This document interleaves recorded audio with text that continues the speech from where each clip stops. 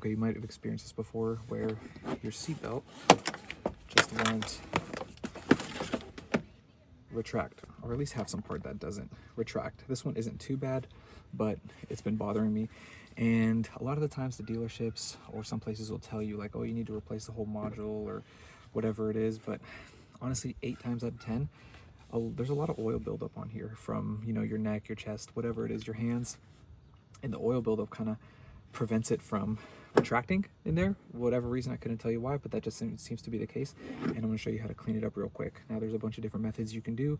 You can put, you know, you can soak this into a bucket, let it sit for a while, scrub it, then wipe it clean and let it dry. You can use degreaser. For me, I'm just going to be using a little bit of Dawn dish soap and some water mixed up in here, and I'm going to be using a microfiber rag and maybe a brush to brush it in a little bit. These are the only 2 brushes I've got, but let's go ahead and see how it works. So I don't have a clip to hold it up here, but what I'm going to do is I'm just going to kind of go section by section and clean it. So I'm just going to start where typically I would pull the seatbelt from and just spray it down both sides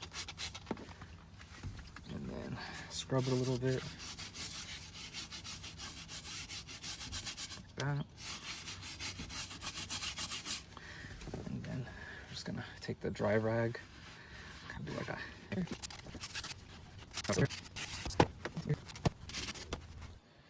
okay, I got it all cleaned up and whatnot. So now, realizing that I did need a clip, instead I just wrapped the seatbelt around the headrest here, and I'm just gonna let this sit in the sun for a little bit and fully dry, and then we'll see how it retracts here in the next 20 minutes or so.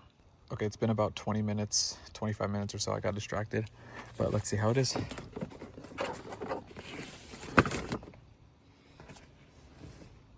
Okay, let's try it again.